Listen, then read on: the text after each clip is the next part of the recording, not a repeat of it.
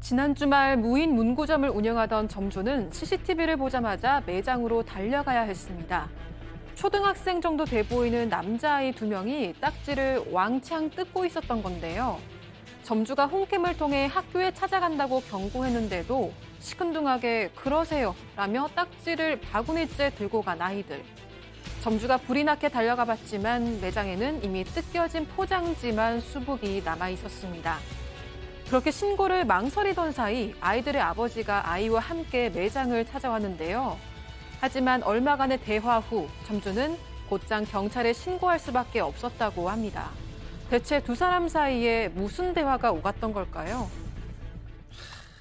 어쩌면 좋습니까? 이 포켓몬 이거 딱지 이거. 네, 이게 어제 자영업자 커뮤니티에 무인 문구점 운영하는 점주인데요 라면서 이런 사연을 올렸는데요. 이 점주는 지난 1년 동안 무인 문구점 2개를 운영해 왔다고 합니다. 그런데 주말에 겪은 일이 있다고 하는데 오후 6시쯤에 매장 CCTV를 보니까 미취학 아동, 커봤자 초등학교 1학년 정도 돼 보이는 어린 남자아이 2명이 보였다고 합니다. 그런데 이 아이들이 매장 뒤편에서 판매 중인 딱지를 계산도 안 하고 왕창 뜯고 있었다고 합니다. 아이고 세상에. 자.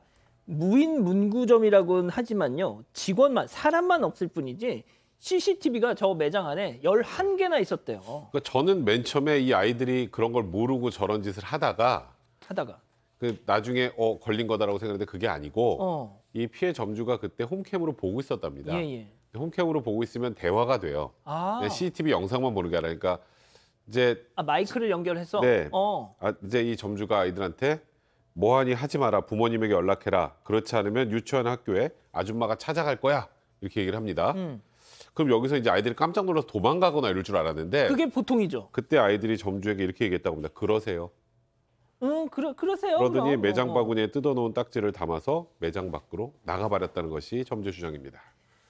자, 점주분께서 저희한테 제공해 주신 그 사진 좀 보여주시죠. 예, 이걸 보면서 좀 얘기를 하겠습니다.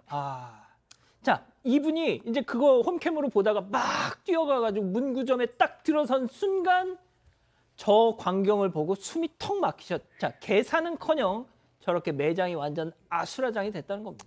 뭐 냉장고 선반 밑에 뜯은 카드 보시는 그대로인데 참 자신이 운영하는 매장에 저런 일이 벌어졌으면 어떤 생각이 들겠어요? 그야말로 역대급이었다라고 얘기를 하시고 잠깐 얘기를 했지만 요즘에 제가 어렸을 때 놀던 딱지 수준이 아니에요, 저게. 다 비쌉니다. 카드, 딱지, 그렇죠. 이거 세트, 그리고 이런 것들로 좀 드물게 나오는 것들은 또 이렇게 아이들이 찾기 때문에 굉장히 고가의 거래가 되는데 그래서 이제 이게 처음일 게 아닐 거다 싶어서 찾아봤더니 연 이틀 동안 3차례를 찾아왔었고요.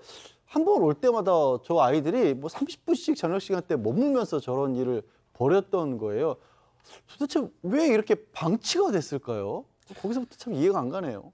자, 그런데 더 큰 문제는 지금부터입니다. 보통 이런 사건이 벌어지면 점주가 매장 입구에 이 정수리 사진만 딱 붙여놔도 흠칫 놀라서 바로 연락이 온다는 거죠. 자, 그런데 이상하게 이날만큼은 뭔가 좀 달랐다는 겁니다. 그럼에도 점주는 계속 기다리셨다는 거예요. 자, 얼마 뒤에 저 녀석들 아버지가 찾아와서는 이런 말을 했답니다. 체크포인트 짚어보죠.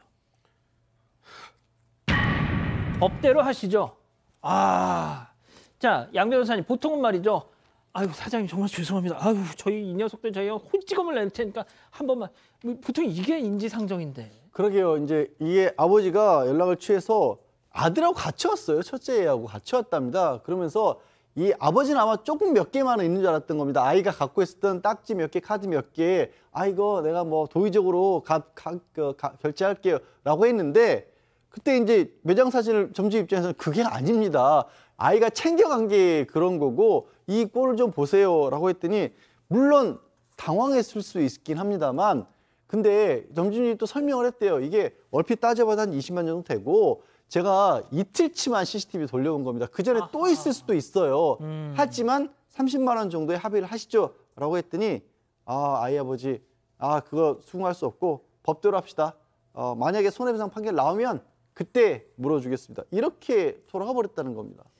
자, 교수님은 이 무슨 포켓몬 딱지 카드 이런 거 잘 자세히는 모르시죠? 예, 근데 뭐 그게 유행하고 아주 비싸고 하는 걸 그러니까. 알고 있습니다. 자, 이게 아마도 저 녀석들 아버님이라는 분은 이 점주가 아주 이번 기회에 그냥 그냥 바가지를 씌우려고 작정을 했구나라고 생각했는지 모르겠어요. 자, 그런데 저도 자세히는 모르지만 이 30만 원 어떻게 보면 가장 싸게 막을 수 있는 방법이었습니다, 이게. 제가 볼 때도 합리적인 가격 같아요. 왜냐하면 이제 한 20만 원 정도 손해를 보고, 그리고 사실 저게 또 정신적인 어떤 충격도 상당히 크거든요. 그런데 이제 저 상황에서 보통 부모들이 와서 하는 얘기는 우리 애가 정말 잘못했습니다. 이런 식으로 해야 되는데, 사실 우리가 법대로 하자라고 하는 얘기를 갖다가 입에다가 달고 다니는 사람들이 법들을 잘 안 지켜요. 그러니까 이제 이 아이들 행동을 보게 되면 우리가 어느 정도 그 부모의 그 반응을 예상을 할 수 있는데, 사실 저 정도 어린 나이에 저런 행동을 갖다가 아이들이 한다면 적어도 그 책임은 부모 탓이다라고 우리가 생각하는 것은 당연한 것이죠. 그래서 이제 결국 이 점주는 경찰을 불렀고요. 이 경찰이 인적 사항을 갖다 접근한 뒤에 아버지는 이 둘째가 혼자 있어서 자기 집에 가야 되겠다라고 할 때 첫째에게 너 죄송하다고 얘기해. 이렇게 해서 인사를 갖다가 시키고 자리를 떠났는데, 본인도 꾸벅하고 이제 했지만 그 사과는 이제 받은 상태죠. 그런데 문제는 뭐냐면, 실제로 이게 나 30만 원 해줄 수가 없다라고 얘기를 갖다가 한다면 이 점주 입장에서는 사실 이게 파손이라든가 이런 것들 갖다가 이런 식으로 낫게 하게 되면 누가 이걸 장사를 하겠느냐라고 하는 이런 사항인데요. 아이들이 참 안 됐다, 이런 얘기를 갖다가 하고 있는 그런 실정입니다. 자, 야로님, 조카 그거 사줬는데 엄청 비싸요. 자, 그런데 중요한 건 이겁니다. 그 녀석들, 딱지 훔친 녀석들, 7살.